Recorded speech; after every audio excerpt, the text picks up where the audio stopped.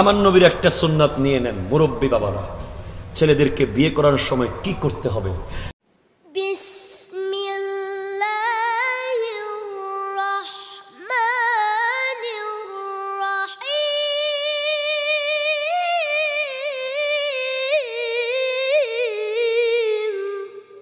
আমার নবী বলতে লাগলেন, লা তাজাওয়াজু নিসা লিহুসনিহিন্না, তোমরা মেয়েদেরকে বিয়ে করিও না তাদের চেহারার জন্য, মেয়েদেরকে বিয়ে করিও না।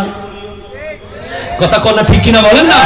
তোমরা কোন মেয়েকে তার চেহারার দিকে বিয়ে করে ফেলিও না। ওয়ালা তাজাওয়াজুহুন্না লিআমওয়ালিহিন্না, তাদের সম্পদের কারণে কোন মেয়েকে বিয়ে করিও না, বরং তোমরা যদি বিয়ে করতে চাও লিদীনিহিন্না, তার ধর্ম দেখে বিয়ে করো। জোরে বলেন না সুবহানাল্লাহ। আমার নবী বলেছেন চেহারা দেখে বিয়ে করিও না, এই চেহারা একদিন চলে যাবে। তার বাবার সম্পদ দেখে বিয়ে করিও না, সম্পদও একদিন চলে যাবে। তার দিন দেখে বিয়ে করো।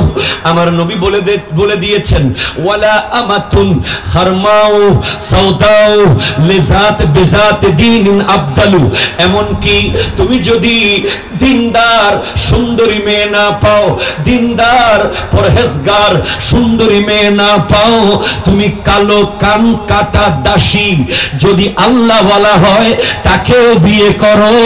সেই কান কাটা দাসী মেয়েটা, কালো মেয়েটা, ওই সুন্দরী পয়সাওয়ালা দিন ছাড়া বেপরদা মেয়ের চেয়ে ওই কালো কান কাটা দাসী উত্তম।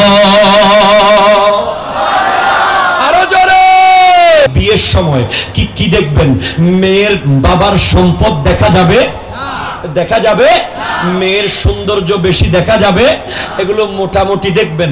মূলত যেটা আসল দেখবেন সেটা হলো তার দিন দেখবেন।